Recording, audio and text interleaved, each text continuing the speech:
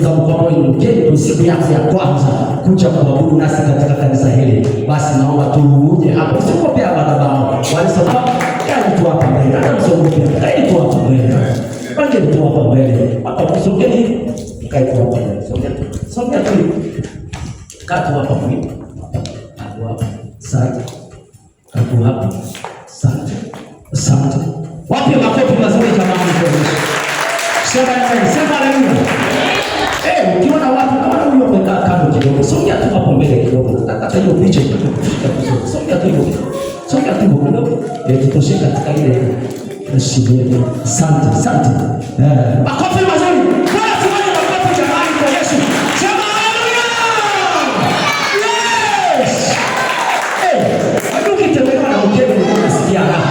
Sema haleluya. Ukitembea na ukeni unasikia raha. Au sio jamani? Mimi nasikia raha kama mimi kama. Mimi nasikia raha. Wewe wacha tu. Si wacha tu wazi hapo. Amen. Kwa majina naitwa Esther. Nimeokoka na mpenda Yesu, nimeolewa na mtoto wangu. Amen. Wapi makofi mazuri jamani kwa Yesu. Sema haleluya. Praise God. Kwa majina naitwa Zena, nimetoka na mpenda Yesu. Leo siku yangu katika Yesu kiongo kwanza kwa katika kanisa na nilileta ule pale. Amen. Makofi mazuri jamani. Sema amen. Sema haleluya. Bwana Yesu asifiwe. Amen. Majina yangu naitwa Lois Aturi. Yesu mwokozi wa maisha yangu, ninampenda na leo ndo mara ya kwanza kuja kanisa. Makofi mazuri jamani kwa Yesu. Asante. Bwana asifiwe. Amen. Unifungie mkono. Yes. Haleluya. Haleluya. Nami nashukuru Mungu amenilinda, amenifanya nimeokoka na mpenda Yesu. Mimi ni mwimbaji, napenda kuimba sana. Ninaabudu kanisa la Heresi huko Ukambani Kikwezi. Hiyo mara yangu ya kuja hapa kanisa hii. Nimeletwa na bibi ya George. Asante sana. Haleluya. Yes. Bwana Yesu asifiwe. Amen. Bwana Yesu asifiwe. Amen. Bwana Yesu asifiwe. Bwana Yesu asifiwe. Ninamshukuru Mungu kwa majira haya ambayo tumeifanya. Tumefika hapa na mtoto wangu. Nashukuru Mungu. Nimekuwa nikipita tu hapa. Naishi pale Simbani. Nilikuwa napita tu hapa lakini sasa sikuwa najua kama hii church inafunguliwa saa ngapi. Lakini nashukuru mwenye anaongoza anakaa na mamangu pale Maribeni. Sasa nijaribu kuongea na mama, akaniambia church iko tu hapa. Nikasema nitapita leo yote. Na kwa kweli nimepita nikapata shirika kama sisi nani tubini mgeni sijui. Lakini tukiendelea kwa na nyinyi tajua ni nani hapa kanisani. Bwana Yesu asifiwe. Nimependa ibada hata kama ndio ninaanza, lakini nimependa. Tutakuwa pamoja ndani. Mimi ni mwimbaji, mimi ni dancer na mshukuru Mungu.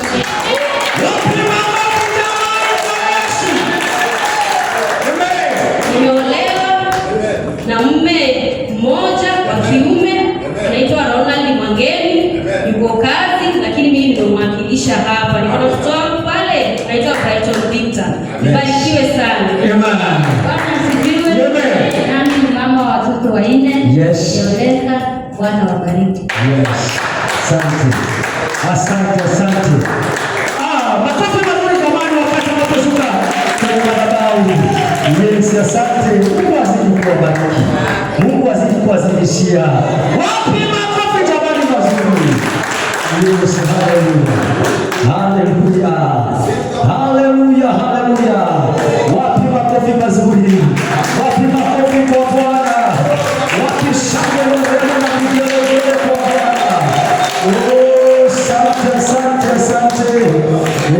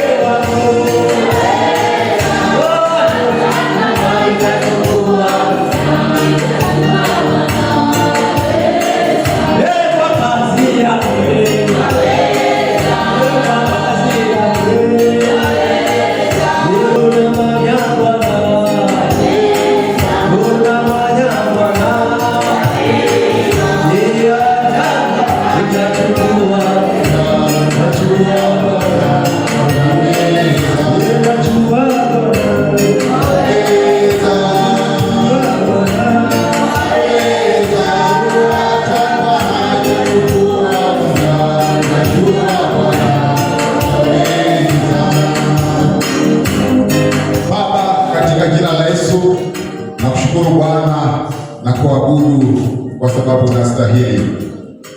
Wewe ndio sababu tuko mahali hapa. Wewe ndio sababu hii madhabahu iko mahali hapa. Wewe ndio sababu umetupa uhai siku hii ya leo, hata ukatuwezesha kutoka katika hii nyumba inayoitanishwa na jina lako. Mfalme mtakatifu wa watakatifu, tazama Bwana, mbele zangu kuna watu ambao ni kazi ya mikono zako. Bwana, wamekuja kukusifu wewe. Bwana, wamekuja kukuabudu wewe. Bwana, wamekuja kutafuta uso wako. Bwana, wamekuja kukutana nao. Mfalme wa wafalme, siku hii ya leo naomba Bwana ukanitumie tu kama chombo.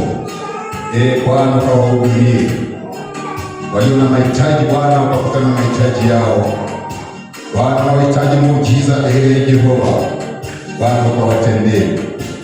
Bwana, kutana na haja na tamanio za mioyo zao, kwa sababu wewe ni Mungu. Wacha mmoja yule asitoke hapa jinsi alivyokuja, bali akatoka kama amekutana na wewe, kwa sababu wewe ni Mungu. Nakushukuru Bwana kwa sababu haujaniaibisha. You have never disappointed me.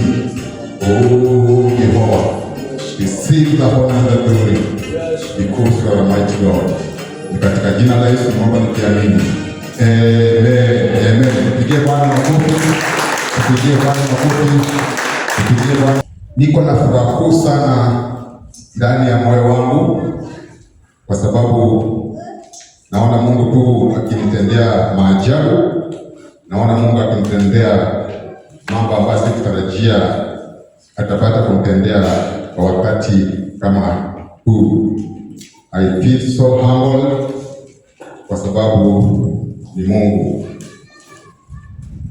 I am very convinced kama Mungu anaweza fanikisha kazi yangu binafsi, hii yake ataifanikisha mara 100, kwa sababu mara nyingi sisi wa huduma tunapoanza huduma ama ministries, wengi wanatarajia tuwe na wakati mgumu wa kung'ang'ana, wengi wanatarajia tuwe na wakati mgumu wa kupambana, lakini si hivyo, kwa sababu Mungu wetu ni Mungu wa ajabu na anafanya kazi yake katika njia tofauti. Kwa hivyo wewe usio naangalia mwenzako ya kwamba kwa sababu Mungu alimfanyia muujiza kupitia njia ile, nao pia itakuwa hiyo. Hapana, wewe uko unique, wewe ni wa tofauti sana mbele za Bwana, na Mungu akitaka kufanyia muujiza wako, Mungu akitaka kukutana na wewe, atafanya katika hali iliyo ya ajabu sana. Nashukuru sana kwa ajili ya wageni ambao tumewapokea siku hii ya leo. Mmefanya roho yangu imebubujikwa na furaha kuu sana, kwa sababu imekuwa ombi langu nipate wapendwa ambao watakuwa baraka, hasa katika hii kazi tuweze kufanya pamoja, kwa sababu hii kazi huwezi ifanya ukiwa uko peke yako, lakini tunapoanza unaomba Mungu na anapata kuleta watenda kazi. Nashukuru kwa ajili ya ndugu yangu Riga, amekuwa baraka, na kila wakati wanashukuru Mungu kwa ajili yake. Kila wakati wanaambia Mungu nashukuru kwa ajili ya kuleta ule mpendwa, kwa sababu mleta ya kwamba uweze kushikilia hiyo huduma, ili ya kwamba hiyo huduma iweze kusimama.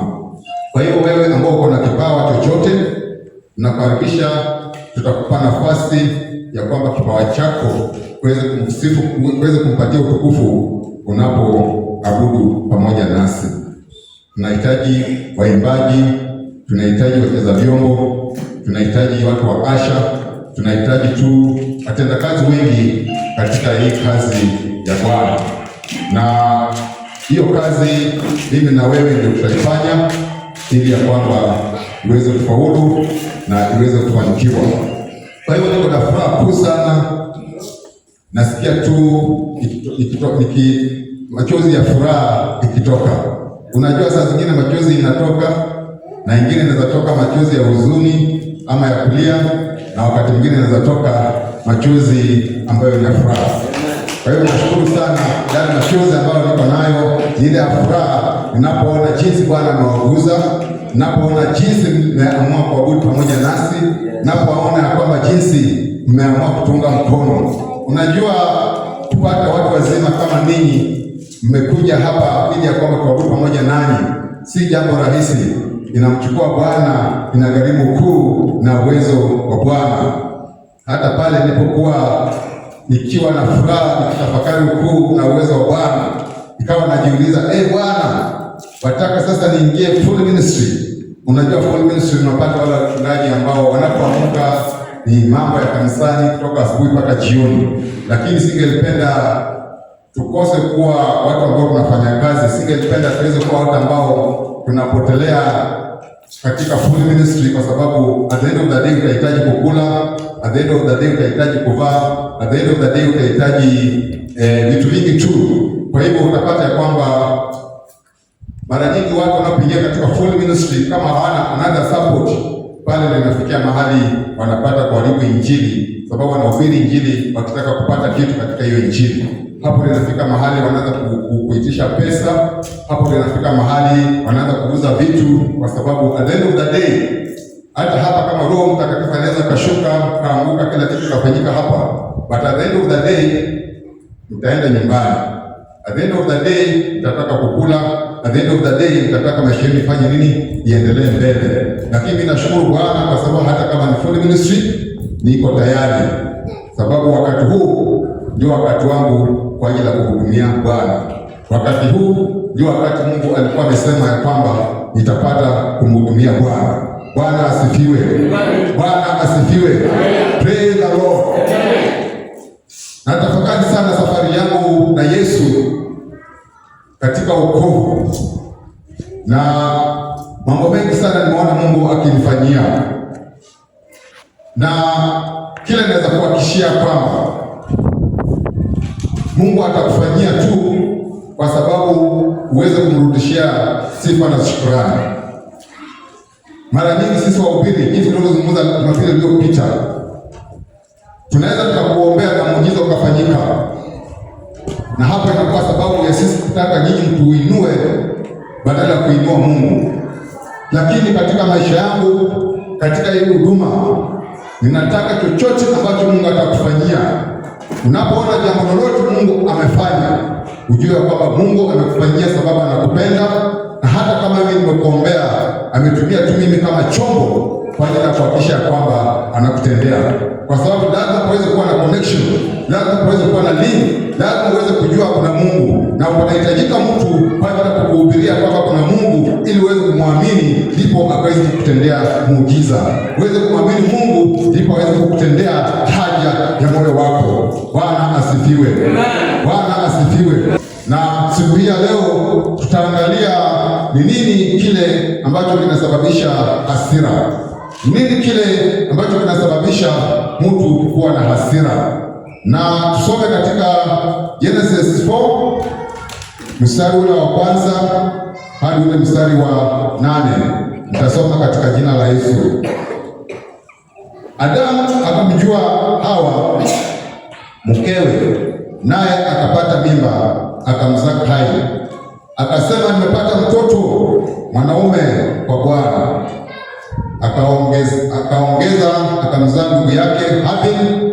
Habili alikuwa mchunga kondoo na Kaini alikuwa mkulima ardhi. Ikawa hatimaye Kaini akaleta mazao ya ardhi sadaka kwa Bwana. Habili naye akaleta wazao wa kwanza kwa wanyama wake na sehemu zilizonona za wanyama.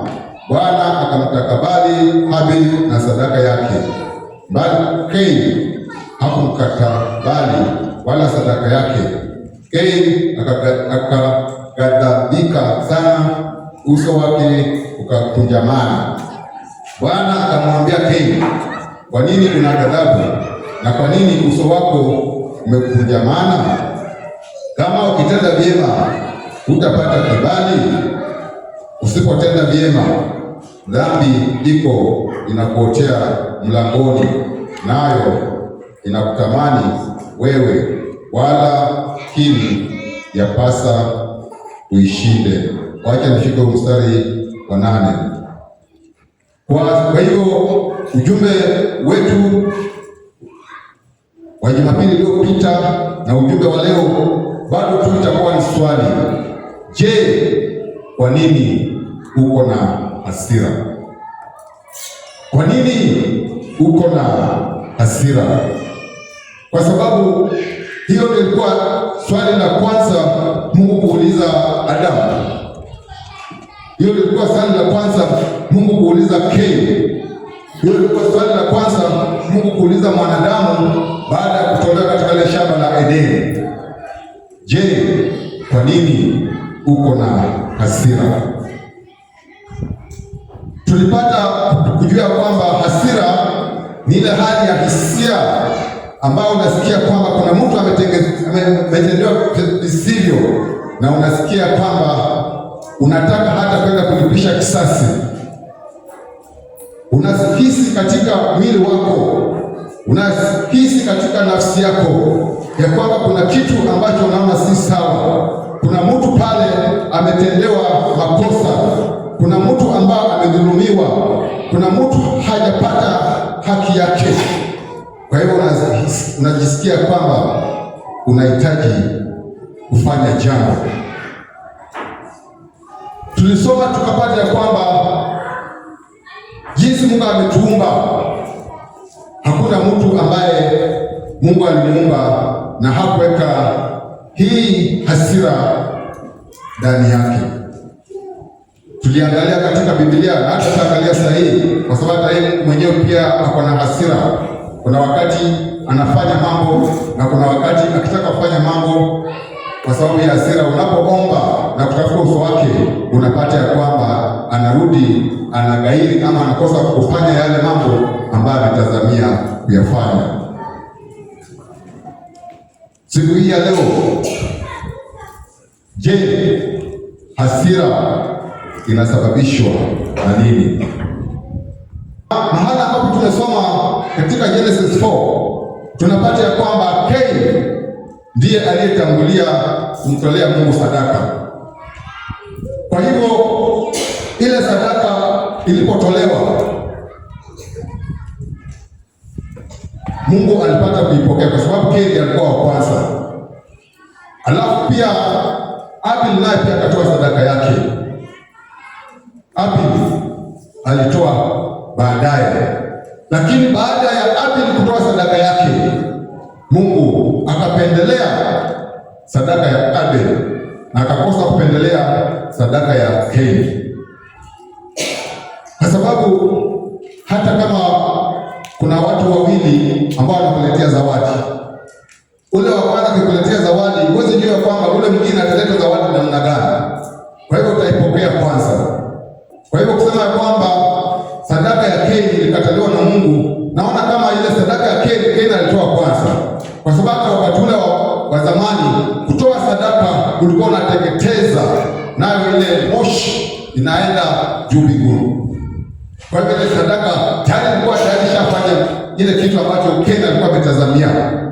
Lakini sasa Abel akaja naye akatoa sadaka yake, lakini kwa sababu Mungu aliangalia moyo uliotoa sadaka ya Abel, akaweza kupendelea sadaka ya Abel na akaweza kukataa sadaka ya Kaini. Kwa sababu hata mimi unaweza kunipa zawadi, ndio ulikuwa wa kwanza kunipa zawadi, lakini mwingine akaja kunipa zawadi ambayo ndio bora. Zote nimechukua na zawadi yako hata naweza nikaweka nikakosa kuitumia, lakini ule ambaye amenipa zawadi ambayo iko bora naweza tukaanza mara moja kuitumia. Inamaanisha kwamba sadaka yako ambayo umenipa nikaanza kuitumia, hiyo ndio sadaka ambayo nimependelea. Na hata ijapokuwa umenipa sadaka, umepata mtu mwingine amenipa sadaka nyingine ambayo sikupendelea, at the end of the day alinipa sadaka, and also at the end of the day nilipokea hiyo sadaka.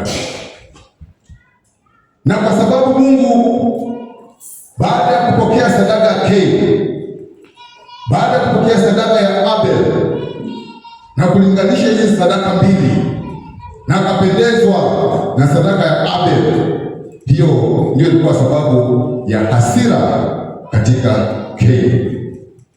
Kwa hivyo kile kinachosababisha hasira katika maisha yetu ni comparison, kulinganisha, kukompea. Ndugu zangu, dada zangu, usiwe mtu ambao unakompea vitu, usiwe mtu ambao unafanya comparison, kwa sababu unapoanza kufanya comparison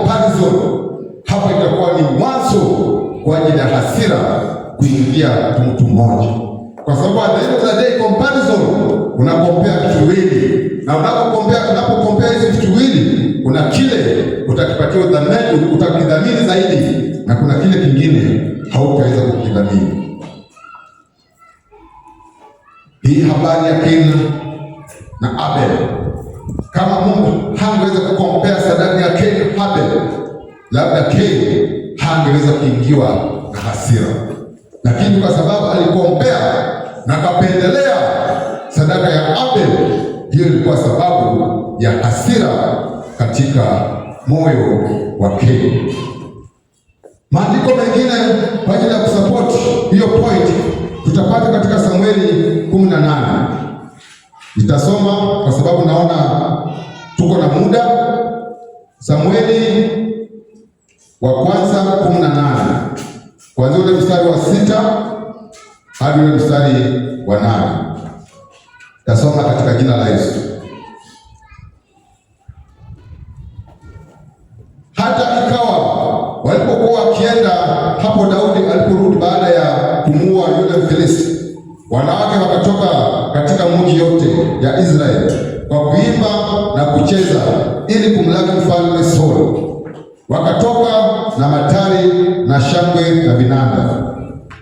Nao wale wanawake wakaitikiana wakicheza, wakasema, Sauli amewaua 1000 zake na Daudi 10,000 zake. Hawa ni wamama ambao walikuja kuwalaki mfalme Sauli alipokuwa anatoka katika vita. Ijapokuwa mfalme Sauli yeye alikuwa amekaa katika kiti katika utawala, lakini Daudi ndiye aliyekuwa amefanya kazi ya kuweza kumuua ule Mfilisti. Wamama wakajitokeza, wakaanza kuimba wakipokeziana ya kwamba Daudi ameua 10,000 lakini Saul ameua 1,000. Kwa sababu wale wamama walikompea Saul na David, hiyo ilikuwa chanzo cha hasira kuingia katika moyo wa Sauli. Na tunapo watu wote ama hasira zote zinapoingia katika watu, zinawaelekeza kuua, zinawaelekeza kwanza kutafuta jinsi zitaweza kuua ule mtu mwingine ambaye amependelewa. Hawa mama, nashukuru kwa ajili ya wamama. Wamama wanajua kutunga nyimbo, wamama ni wepesi wa kutunga nyimbo, na pia wamama wanajua kupokezeana wanapotunga wimbo. Lakini hapa hawa mama walichongea Daudi kwa sababu waliinua mtu ambaye alikuwa anastahili kuinuliwa na wakashusha mtu ambaye alikuwa anastahili kushushwa, na kwa sababu ya kukompea, sababu ya kulinganisha, ilifanya Sauli akaingiwa na hasira, na ile hasira ambayo Sauli aliingiliwa nayo, tunaposoma hadi mstari wa 10 inasema hivi: ikawa siku ya pili yake, roho mbaya kutoka kwa Mungu akamwingia Sauli kwa nguvu, naye akatabiri ndani ya nyumba. Basi Daudi alikuwa akipiga kinubi kwa mkono wake kama siku zote, naye Sauli alikuwa na mkuki mkononi mwake. Mstari wa 11, mara Sauli akautupa ule mkuki, maana alisema, nitampiga Daudi hata ukutani. Daudi akahepa, akatoka mbele yake mara 2, kwa sababu Sauli aliruhusu moyo wake kuingiwa na hasira. Mstari wa 10 inasema kwamba roho mbaya kutoka kwa Mungu aliweza kumwingia Sauli, na alipomwingia Sauli akawa anataka ya kwamba aweze kuua Daudi, aweze kumuondoa Daudi, kwa sababu Daudi alikuwa amekuwa compared na Saul, na Daudi alikuwa ameinuliwa. Lakini kwa sababu Daudi alikuwa mtu ambaye anamcha Mungu, kwa sababu Daudi alikuwa mtu ambaye Mungu mwenyewe alikuwa amemchagua, kwa sababu Daudi alikuwa mtu ambaye si mtu wa kulipisha kisasi, Mungu aliweza kumwepusha. Kwa sababu ule mstari wa 11 mahali ambapo nimesoma inasema ya kwamba Saul alirusha mkuki na alirusha mara 2 kwa sababu alikuwa amelenga kumuua Daudi.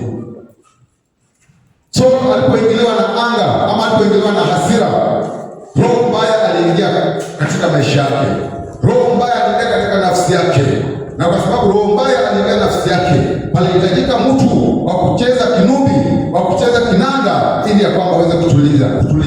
Na ule mtu alipatikana ya kwamba alikuwa Daudi, na kwa sababu alikuwa Daudi, kwa hivyo Daudi kawa anakaa karibu na mfalme, lakini kumbe ndani ya ule mfalme alikuwa na hasira, na hasira yake alikuwa anataka kuua, na hasira yake alikuwa anataka kuua Daudi. Ndugu zangu, dada zangu, usiwe mtu wa kukompea, usiwe mtu wa kulinganisha. Uache kukompea, kwa sababu unapokompea itakuwa mwanzo wa kupanda hasira, itakuwa mwanzo wa kupanda hasira, na ile hasira ambayo utakuwa unaipanda itaweza kuua. Kwa hiyo usiwe ni sababu, wewe usiwe ni chanzo ama usiwe ni root cause kwa ajili ya kusababisha mtu akauawa, kwa sababu tu rahisi ya kwamba umepata kukompea. Kukompea si kitu kizuri, kwa sababu kinaleta wivu. Kukompea imesababisha watu hata wamejiumiza, hata watu wameingia katika shida nyingi sana kwa sababu ya kukompea. Kwa sababu unaona mwenzako amevaa nguo nzuri, wewe sasa unaanza kujilinganisha na yeye, inabidi hata uende ukope pesa kwa ajili ya kununua nguo kama ile, na hiyo inaleta shida katika maisha yako. Dada yangu, ndugu yangu wapendwa, usiwe mtu wa kukompea. Ridhika na kila ambacho uko nacho, ridhika na maono ambayo uko nayo, bali usiwe mtu wa kukompea. Je, ni nini kusababisha hasira? Namba 2 ni uchungu wa kukataliwa. Maumivu ya kukataliwa inasababisha hasira. The pain of rejection, the pain of rejection is the cause of anger. Kuwa rejected ni uchungu sana, na naamini ya kwamba hapa kuna mtu ambaye hajawahi kuwa rejected. Huwezi kuwa hujawahi kuwa rejected katika maisha yako. Kwa hivyo ninapoongea kuhusu the pain of rejection, ninajua ile rejection ambayo uliweza kukumbana nayo. Kuna watu wamekuwa rejected na familia zao, kuna watu wamekuwa rejected na bibi zao, kuna watu ambao wamekuwa rejected na wanaume zao, kuna watu ambao wamekuwa rejected na society yao, kuna watu ambao wamekuwa rejected na taifa la kwao. Tunakumbuka wakati mwingine kuna mtu anaitwa Miguna, taifa letu la Kenya alikuwa tumemreject, akafika pale airport, lakini kwa sababu tulikuwa tumemreject kama taifa, ilibidi ya kwamba aweze kusukumwa, aweze kupelekwa katika nchi ambayo si yake, kwa sababu hiyo ilikuwa rejection. Hawezi sikia pain ambayo alikuwa anasikia wakati kama ule alipokuwa unexperienced that rejection. But naamini ya kwamba that rejection kwake ilikuwa so very painful. Hata zile picha ambazo zilikuwa zinaonyeshwa zilionyesha ya kwamba alikuwa na uchungu mwingi sana because of rejection. The pain of rejection is one of the cause of anger. Ndugu yangu, dada yangu, usiwe mtu ambaye unachangia other people to be rejected because of that, to be rejected, bali uwe mtu ambaye unakuwa mtu ambaye unakumbatia watu. The pain of rejection inasababisha mtu anakuwa na hasira, kwa sababu unapata watu ambao wanakureject, watu ambao ulikuwa so close nao, ni watu ambao mlikuwa na strong tie nao, lakini inafika wakati wanaanza kukukataa. Inafika wakati wanaanza kukukataa. Wanapokukataa, inatorment akili yako, inatorment nafsi yako. The pain of rejection. Kaini alisikia that pain of rejection kwa sababu sadaka yake ilikataliwa, na kwa sababu sadaka yake ilikataliwa, hata naye yeye mwenyewe alikataliwa. Ndiposa maandiko yanasema vizuri, Mungu alimwambia, je, ukitenda mema sije utakubalika? Lakini kama hutatenda mema, dhambi pale mlangoni inakuotea na inakupasa uweze kuishinda. The pain of rejection is very painful. Mara nyingi the pain of rejection hata itakufanya uweze kujitenga na watu, itakufanya uweze kukaa ukiwa peke yako kwa sababu ya pain of rejection. Katika Samueli 15 mstari wa 22 hadi 31 tunapata pale habari ya Saul.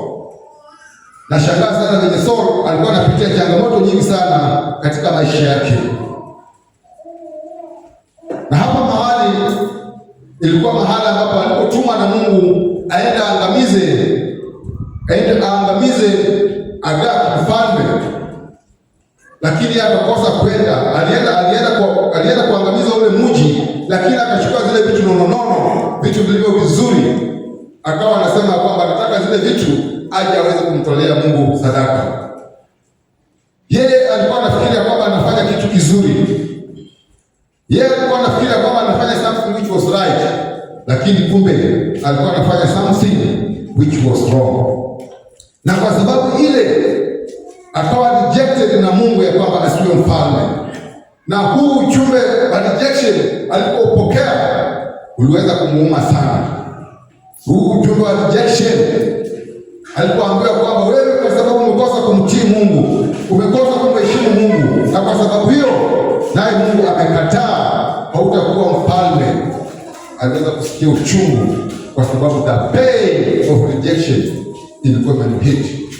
Ndugu yangu, dada zangu, mara nyingi tunakumbana na pain of rejection, na tunapokumbana na hizo pain of rejection zinafanya tunakuwa na hasira, zinafanya tunakuwa na hasira katika mioyo zetu, zinafanya tunakuwa na hasira katika nafsi zetu. Pain of rejection, kama hauna Mungu, kama hautaomba Mungu akusaidie, kama hautaomba Mungu akupiganie, kama hautaomba Mungu akutetee, hautaweza kuovercome the pain of rejection. The pain of rejection. The pain of rejection.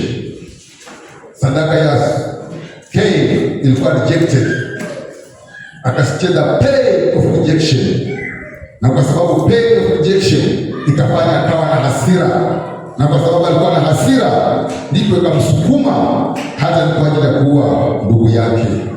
Je, hasira inasababishwa na nini? Point number 3, false accusation, mashtaka ya uongo.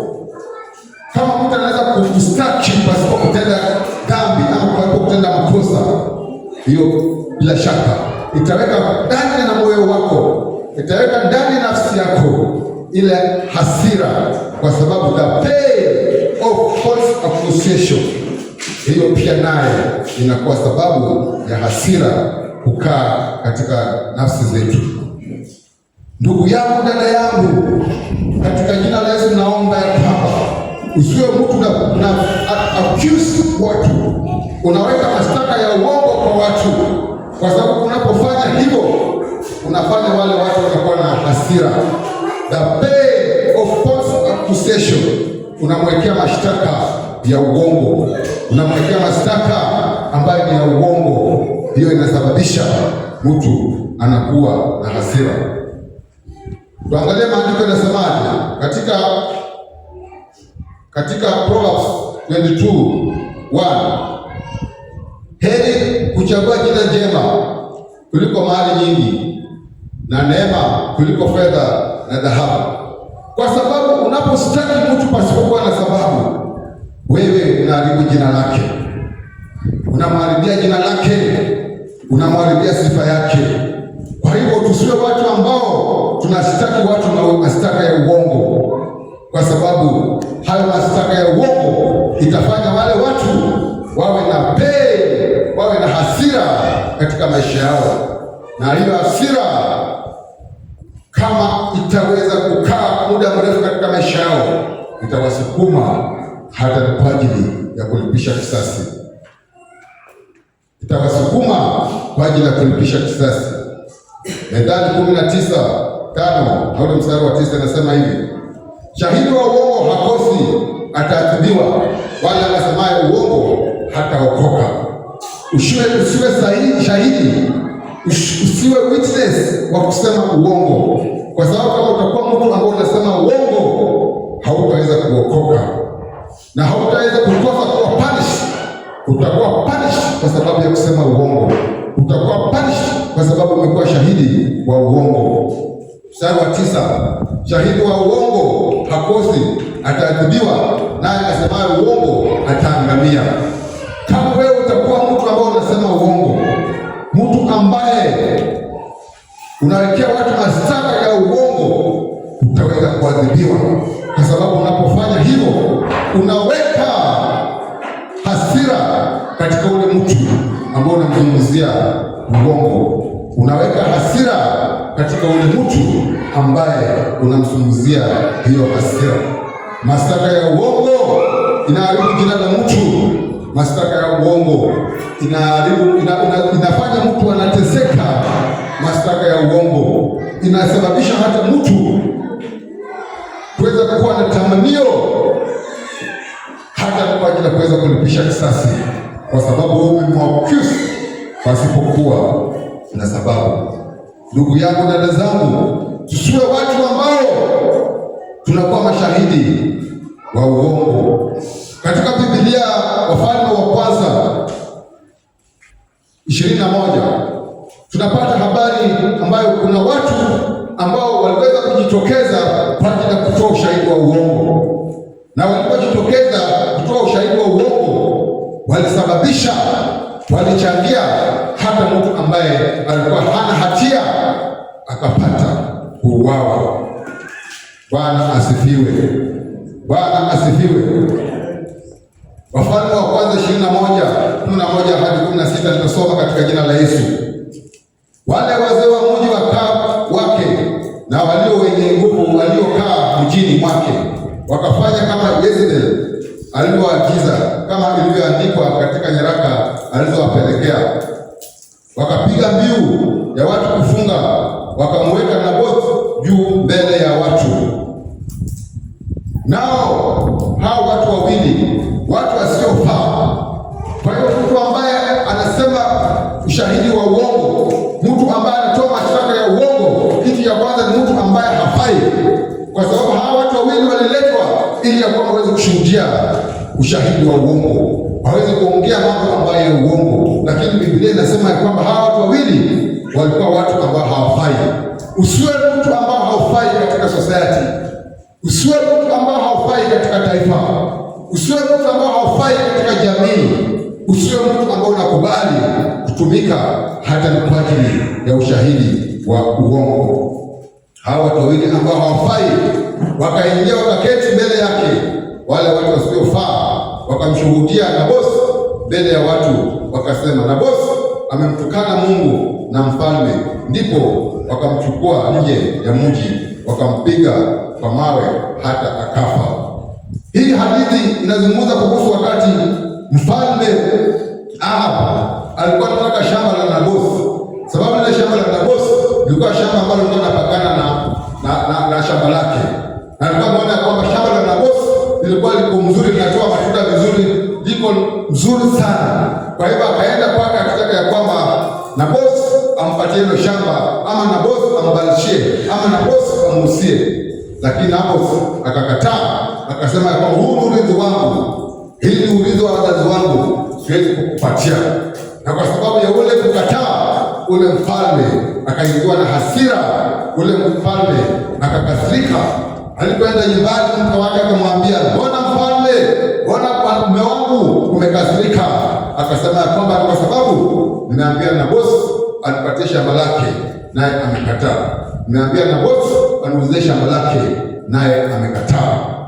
Mke wake Jezebeli akamwambia, wewe mfalme, hata usiwe na wasiwasi, nitakupa lile shamba. Ndio tunapata hiyo habari ya kwamba akatengeneza jama ili ya kwamba mashahidi wa uongo ambao hawafai waje watoe ushahidi wa uongo juu ya huyu Nabothi, ili ya kwamba akaweze kuuawa, ndipo huyu mfalme Ahab aweze kumiliki lile shamba la Nabothi. Ndugu yangu, dada yangu, usiwe mtu ambaye unasema unapeana mashtaka ya uongo, kwa sababu ukipeana mashtaka ya uongo itakuwa ni sababu kwa ajili ya hasira, na hiyo hasira, jinsi hasira zinavyoonyesha trend ya hasira katika neno la Mungu, mwisho wake huwa ni kuua. Mwisho wake, tamanio lake ni kuua. Dada yangu, Mungu wangu, dada yangu, ndugu yangu, usikubali kuwa mtu ambaye anashuhudia uongo juu ya mtu mwingine.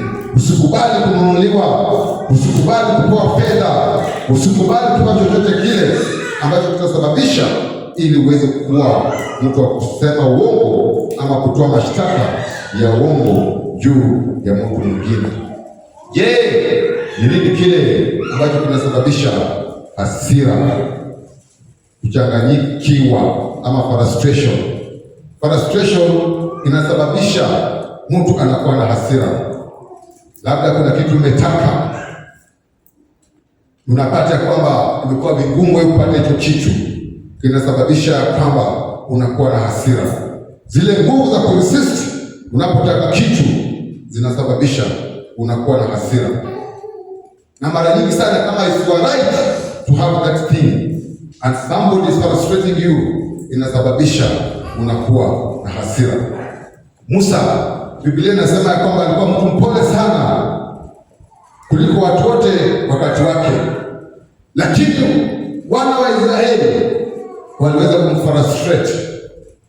Wana wa Israeli waliweza kumsumbua, na kwa sababu ya kumsumbua, ijapokuwa alikuwa mtu mnyenyekevu, ijapokuwa alikuwa mtu mwema, ijapokuwa alikuwa mtu mpole, waliweza kumchosha na kumsumbua kila wakati, na kwa sababu hiyo ikasababisha hasira ndani yake ikawaka, na hasira ndani yake ilipowaka akakosa kumpatia Mungu utukufu, na kwa sababu alikosa kumpatia Mungu utukufu, Mungu akasema ya kwamba hutaweza kuwaingiza wana wa Israeli katika ile nchi ya ahadi.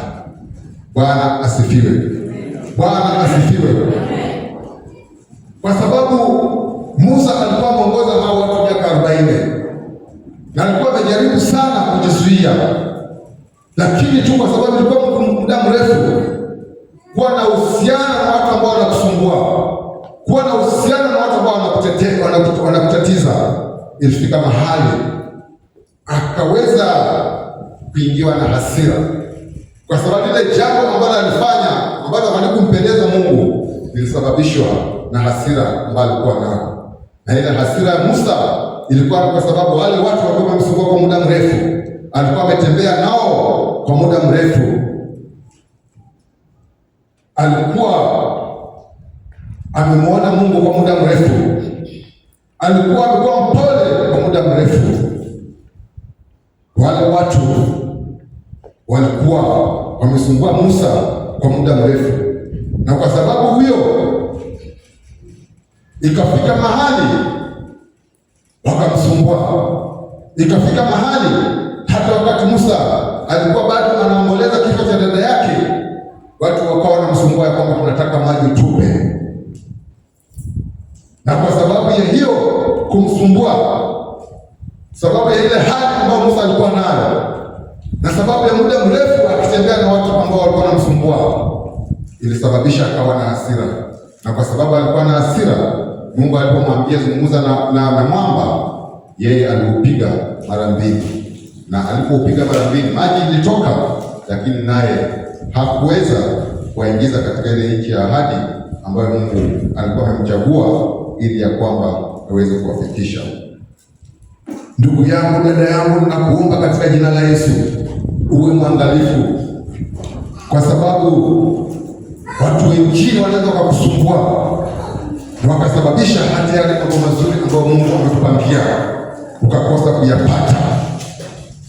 Miaka 4 ya kuwa mwaminifu, hasira ilisababishwa Musa akakosa kuingia katika ile nchi ya ahadi.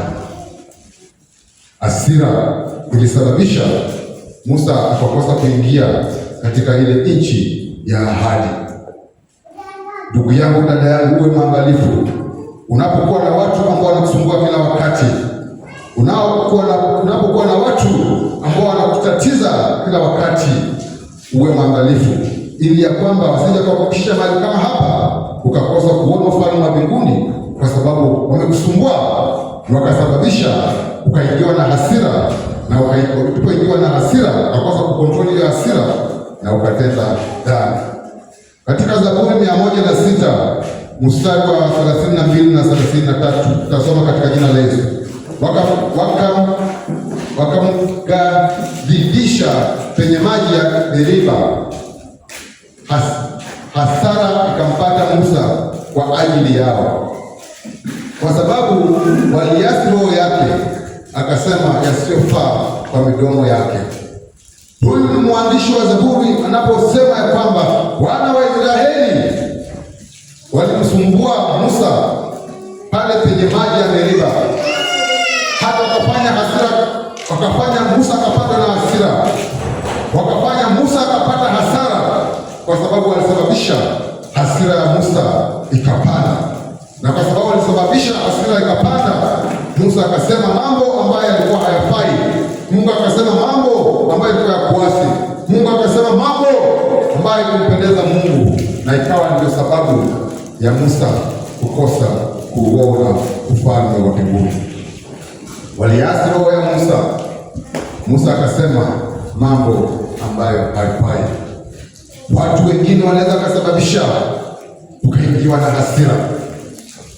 Ndugu yangu, dada yangu, hii inatupatia tahadhari jinsi tunavyotembea na watu wengine, jinsi tunavyohusiana na watu wengine.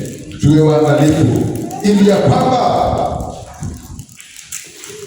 tusije tukafanya makosa, tusije tukafanya dhambi, kwa sababu imesababishwa na watu wengine ambao wamezidi kutusumbua na ikasababisha tukatenda dhambi. Bwana asifiwe. Kwa hivyo hasira inasababishwa na kulinganishwa. Hasira inasababishwa na maumivu ya kukataliwa. Hasira inasababishwa na mashtaka ya uongo. Hasira inasababishwa na kuchanganyikiwa.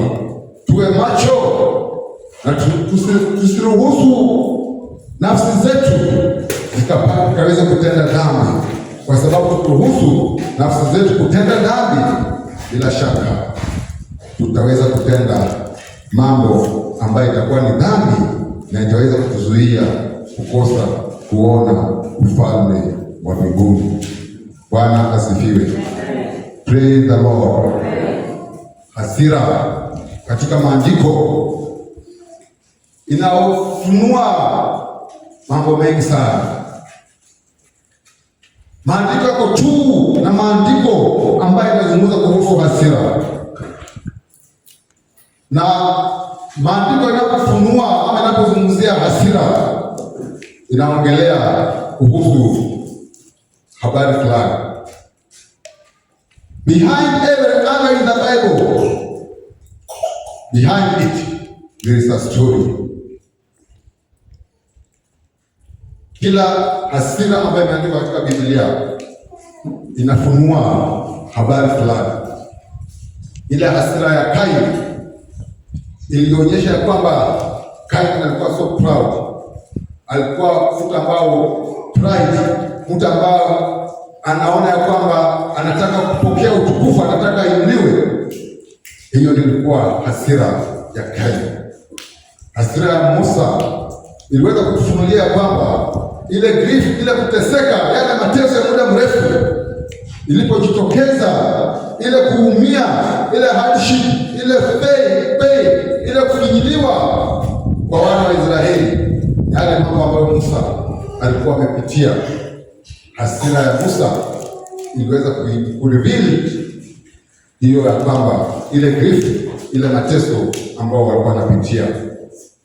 Tulikuwa tumesoma juu habari za Yona. Yona naye pia alikuwa na hasira, naye iliweza kutuonyesha ya kwamba ile neema ya Mungu, Yona alikuwa anataka isivuke mpaka, lakini inatuonyesha ya kwamba neema ya Mungu inafaa ivuke mpaka, kwa sababu Mungu aliposema kwamba anaenda kuangamiza ule mji wa Nineva na wale watu wakaomba, wakafunga wakiomba, Mungu aliweza kugairi na akaweza kuspea ule mji, jambo ambalo halikumfurahisha Yona, kwa sababu Mungu ni wa huruma na neema, na ile huruma na neema ya Mungu inavuka mpaka. Ndiposa sisi wa Kristo, sisi watu ambao labda tunajiona tuko sawa, tusiwe tunawekea watu wengine mpaka, tusiwe tunazuia watu wengine kumfikia Mungu, bali tukaweze kuwasaidia kumfikia Mungu, kwa sababu neema ya Mungu inavuka mipaka. Yona alikuwa anataka tu ile neema na kupendelewa kwetu kwa taifa la Israeli peke yake. Hakutaka mataifa mengine yaweze kufaidika. Kwa hivyo kila hasira inaonyesha kitu ambacho unazuia, inaonyesha kitu ambacho umeamini, inaonyesha kitu ambacho bado hujasarenda, kitu ambacho umeshikilia.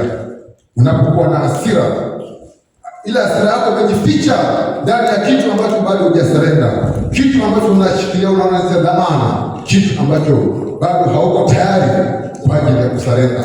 Na hii ndio kitu ambayo inakukula, na hii kitu inakuwa ni sumu ndani yako. Ni kama wewe unafikiria kwamba unaekea panya sumu, ukifikiria kwamba panya ndiye atakula ile sumu na kufe, lakini kumbe ni sumu ambayo wewe mwenyewe iko ndani yako. Lakini siku ya leo ukafungue moyo wako na uweze kuachilia hasira ambayo iko ndani ya maisha yako. Usiwe mpumbavu, mbali uwe mtu ambao ni mwerevu. Uweze kuomba Mungu akusaidie nguvu na uwezo kwa ajili ya kuweza kushinda hasira, kwa sababu inakutaka wewe uweze kuishinda hiyo hasira. Mstari wa 9 inasema hivi: usifanye haraka kukasirika rohoni mwako, maana hasira hukaa kifuani mwa wapumbavu. Kwa hiyo usifanye haraka kufanya hasira. Mtu akikukosea, usifanye haraka kujibu, usifanye haraka kuchukua action. Kulingana na watu ambao wamesoma ama watu ambao wamefanya research kuhusiana na hasira, wanasema ya kwamba mtu anapokosea, angalau mpe sekunde 10. Zile sekunde 10 zinasaidia sana. Unaweza pata ya kwamba yale maamuzi kama ile action ambayo ungechukua hapo ni tofauti kama ungeweza kupeana muda kidogo, kwa sababu unapopeana muda kabla ya kureact, inasaidia ile level ambayo ulikuwa nayo ya hasira kushuka chini. Katika Zaburi 103 ule mstari wa 8, Biblia inasema hivi: The Lord is merciful, Bwana amejaa huruma na neema, haoni hasira upesi, ni mwingi wa fadhili. Hiyo Biblia inasema kwamba Mungu haoni hasira upesi, kwa sababu Kizungu inasema God is slow to anger. Mungu hasira yake huwa iko slow, na kwa sababu hasira ya Mungu iko slow, ndipo hata sisi ametupatia hiyo neema hata kwa ajili ya kuweza kufurahia yale mambo mazuri ambayo alikuwa amepangia watu wake. Bwana amejaa huruma na neema, haoni hasira upesi, ni mwingi wa fadhili. Biblia inaposema kwamba haoni hasira upesi, inamaanisha kwamba Bwana pia huwa anakasirika, naye amejaa rehema, amejaa huruma, haoni hasira upesi, ni mwingi wa fadhili. Tusonge karibu na huyu Mungu, tumkaribie huyu Mungu ili aweze kutusaidia kwa sababu Mungu atakapotusaidia ndipo tutaweza kuovercome hii hasira ambayo mara nyingi inaletwa katika maisha yetu. Bwana asifiwe. Praise the Lord. Praise the Lord. Je, unawezaje kuovercome hasira? Unawezaje kuovercome the anger? Number 1, stop comparison. Number 2, stop complaining. Uache na kulinganisha, uache kulalamika. Number 3, ujizuie kuwa na matarajio, kwa sababu watu wengine ile hasira ambayo wako nayo ni kwa sababu walikuwa na matarajio fulani. Kuna mtu alikuahidi kitu na akakosa kutimiza, imekuwa ni sababu kwa ajili ya wewe kuwa na hasira. Kuna watu wako na hasira na hizo hasira zimesababishwa tu kwa sababu ya promise. Mtu amekuahidi atakufanyia kitu fulani, anapokosa kukufanyia, hata anapofanyia mtu mwingine kando na wewe, inakuwa ni sababu ya wewe kuwa na hasira. Kwa hiyo uweze kujizuia kuwa na matarajio. Ukijizuia kuwa na matarajio, hiyo itakusaidia kushinda hasira. Uweze kukuachilia. Unapopata kupatiwa na hasira, mtu anapokukosea, wewe achilia, let it go. Uweze tu kushikilia na kuangalia mambo ambayo yanakuhusu, na unapofanya makosa uweze kukubali. Accept personal responsibility for your anger. Unapokuwa umefanya uko na hasira, uweze kukubali makosa. Kama umefanya makosa ukubali. Kama uko responsible, uweze kubali, I am responsible. Unapokuwa na hasira, ili uweze kuiovercome, ufanye haraka kwa ajili ya kutafuta msamaha, kwa sababu hasira ni hisia ambayo huwa inakuwa na inapokuwa inafika mahali inalipuka, na wakati inapolipuka ndipo unapata ya kwamba mtu amefanya dhambi, mtu ameua mtu mwingine. Hasira ni kitu ambacho kinakuwa kulingana na vitu za dhambi za zamani, zile issue za zamani ambazo zilikuwa resolve, makosa ya zamani, rejection ya zamani, frustration ya zamani, inasababisha unakuwa na hiyo hasira. Lakini nakupasa ukubali ya kwamba ulikuwa na makosa na uulize msamaha.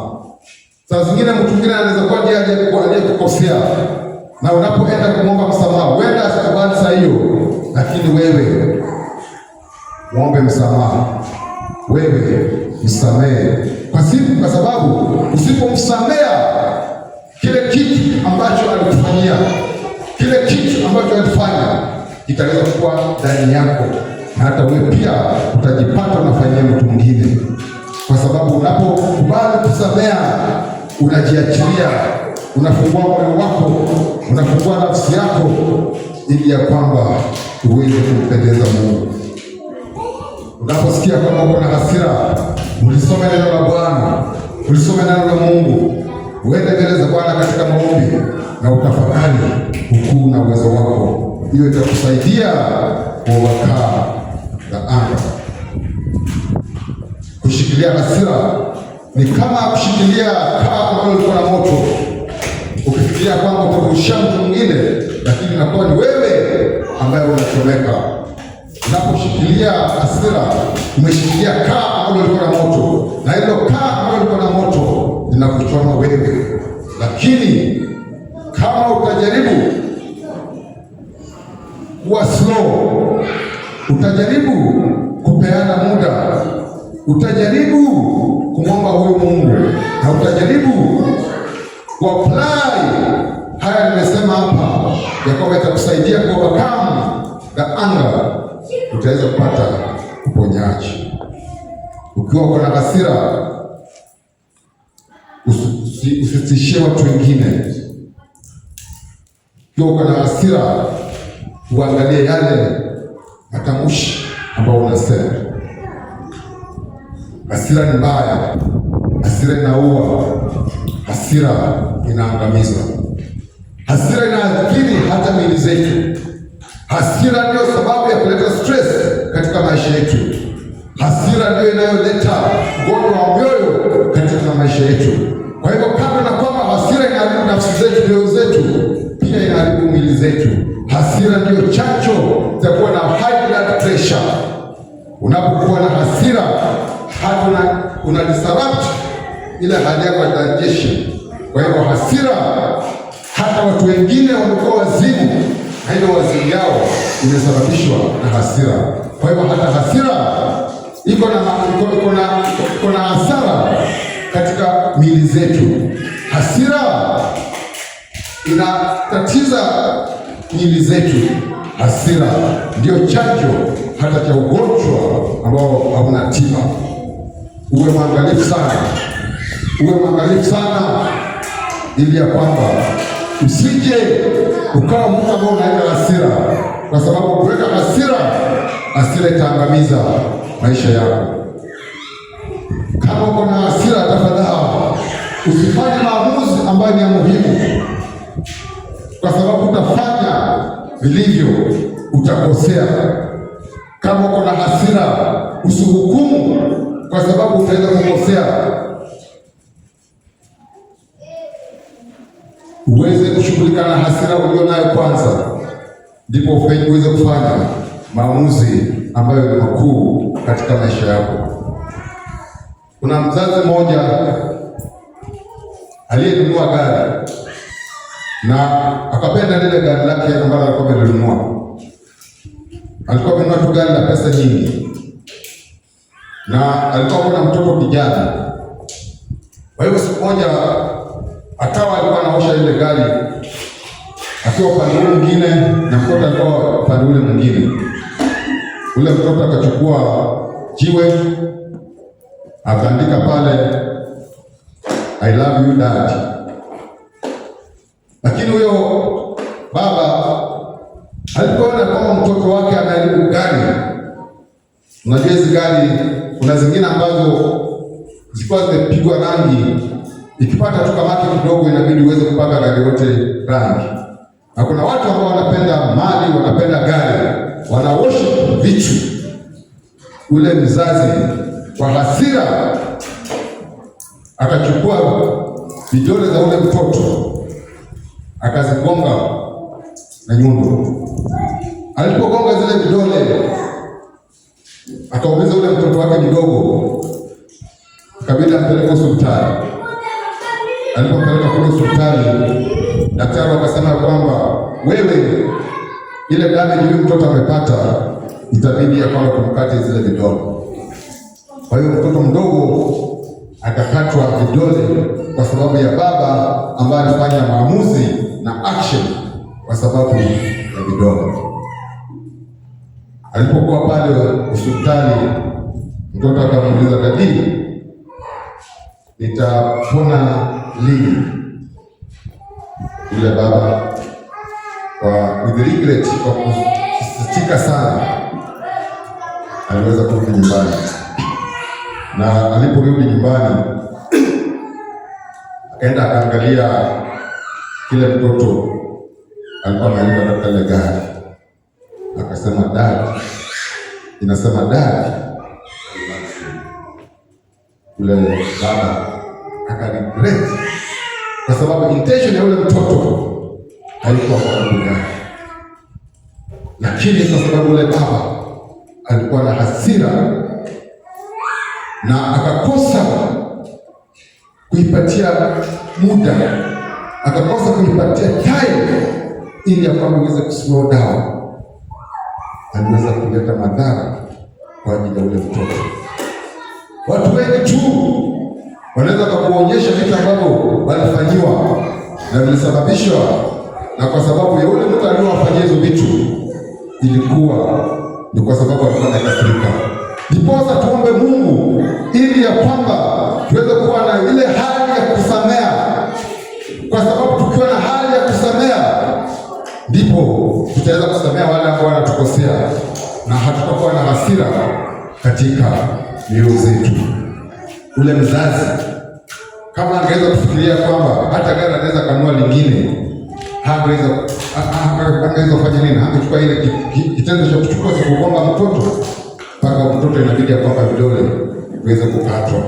Kwa hivyo Biblia inapotuambia kwamba Mungu amejaa huruma na neema, haoni hasira upesi, inatufundisha pia sisi tunapokuwa na hasira tusione hasira upesi, bali tuweze kuwa na huruma, bali watu ambao inatupasa tuweze kuwaonyesha huruma, tuweze kuwaonyesha huruma.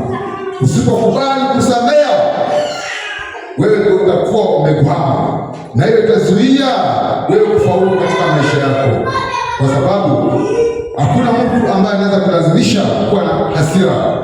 Wewe mwenyewe utaruhusu ya hasira, na unapokuwa na hasira inapoteza muda wako. Unapokuwa na hasira ina delay your success, kwa sababu you cannot be successful kama utakuwa uko na hasira. Tuombe Mungu atusaidie ili ya kwamba tuweze kuwa watu wa kupenda watu wengine, tuweze kuwa na upendo katika maisha yetu. Katika James 1:19-20 Biblia inasema hivi, Yakobo 1 ule mstari wa 19 hadi 20, tasoma katika jina la Yesu. Haya mnajua ndugu zangu wapenzi, basi kila mtu na awe mwepesi wa kusikia, bali si mwepesi wa kusema wala kukasirika. Mstari wa 20, kwa maana hasira ya mwanadamu haitendi haki ya Mungu. Biblia inakuambia vizuri sana, ndugu yangu, dada yangu, uwe mwepesi wa kusikia, bali usiwe mwepesi wa kusema. Usiwe mwepesi wa kukasirika, kwa sababu hasira ya mwanadamu lazima itatenda dhambi. Huwezi sema kama utakasirika na ukose kutenda dhambi, sababu wewe ni mwanadamu, uko na udhaifu. Wewe ni mwanadamu, uko na unyonge. Omba Mungu akusaidie ili ya kwamba uweze kuwa na moyo wa kusamea, moyo wa kusamea uweze kuwa ndani yako, kwa sababu moyo wa kusamea ukiwa ndani yako, hata ukiwa na hasira hautaweza kutenda dhambi. Ukiwa na hasira hautaweza kutenda dhambi. Unapoenda katika jela zetu, kuna watu wengi sana pale ambao wamefungwa kwa sababu yale makosa walifanya kwa sababu walikuwa wamekasirika. Hasira ni mbaya, hasira inaua, hasira inaangamia. Omba Mungu akusaidie ili ya kwamba uweze kuovercome hasira. Kama hasira itakuja katika maisha yako, ama kama hasira italipuka katika maisha yako, uombe Mungu akusaidie ili ya kwamba uweze kuovercome. Wakolosai 3:8-10 nasema hivi, lakini sasa yawekeni mbali ninyi haya yote, hasira na ghadhabu na uovu na matukano na matusi vinywani mwenu. Msiambiane uongo, kwa kuwa mmevua kabisa utu wa kale pamoja na matendo yake, ukivaa utu upya unaofanywa upya upate ufahamu sawasawa na mfano wake aliyetuumba. Biblia inasema kwamba tutoe hasira katika maisha yetu, katika utu wetu, kwa sababu sisi ni viumbe vipya. Wakati umeokoka, Mungu amekufanya kuwa kiumbe kipya, na kwa sababu amekufanya kiumbe kipya, uweze kuweka mbali ile hasira ambayo iko ndani yako, hasira ambayo inaweza kukuja katika maisha yako, hasira ambayo inaweza kukumbana na wewe katika maisha yako. Bwana asifiwe. Tuombe Mungu atusaidie, tuombe Mungu atuhurumie, tuombe Mungu atupiganie, kwa sababu hasira ya mwanadamu inaleta hasara. Zaburi 78 mstari wa 38 na 39, Biblia inasema hivi: lakini yeye kwa kuwa anayo rehema husamea uovu wala haangamizi. Mara nyingi huipishia mbali ghadhabu yake, wala haiwashi hasira yake yote. Akakumbuka ya kuwa wao ni kiwiliwili, upepo upitao wala haurudi. Hii sehemu ya maandiko inasema kuhusu rehema na neema ya Bwana. Mungu anasamea uovu wote, na kwa sababu Mungu anasamea uovu wote, nawe pia inakupasa uweze kusemea watu ambao wanakukosea. Mungu amejaa rehema na neema, si mwepesi wa hasira. Mungu si mwepesi wa hasira, na kwa sababu si mwepesi wa hasira, pia nasi haifai tuweze kuwa na hasira. Maandiko katika Ibrania 12 mstari wa 14, Biblia inasema hivi: tafuteni kwa bidii kuwa na amani na watu wote, na huo utakatifu ambao hapana mtu atakayemwona Bwana asipokuwa nao. Tutafute kwa bidii watu wanapokukosea, utafute kuwa na amani na watu kama hao. Watu wanaposababisha uwe na hasira, uombe Mungu akusaidie, ili ya kwamba ile hasira isije kasababisha ukatenda dhambi. Uweze kutafuta kuwa na amani na watu wote, uweze kutafuta kuwa amani, tena utafuta kwa bidii na watu wote, na huo utakatifu ambao hapana mtu atakayemwona Bwana asipokuwa nao. Kama wewe hautakuwa mtakatifu, kama utachunga njia zako, hautaweza kumwona Bwana. Tusiwe kama Yona ambaye alizuia watu ama hakupendezwa wakati watu walikuwa wanatubu dhambi zao na kurudi kwa Mungu, kwa sababu Mungu anauliza swali ya kwamba, je, mbona umekasirika? Hiyo ndio swali ambayo Mungu anauliza siku hii ya leo. Mbona wewe umekasirika? Nini kile kimesababisha umekasirika? Hiyo ni sababu gani? Nani amekosea? Ni kitu gani kile ambacho umekosewa? Ni kitu gani kile ambacho kinafanya unakasirika? Uombe Mungu akusaidie, ili ya kwamba uweze kuovercome hasira, kwa sababu ukiovercome hasira ndipo utakuwa mtu mzuri.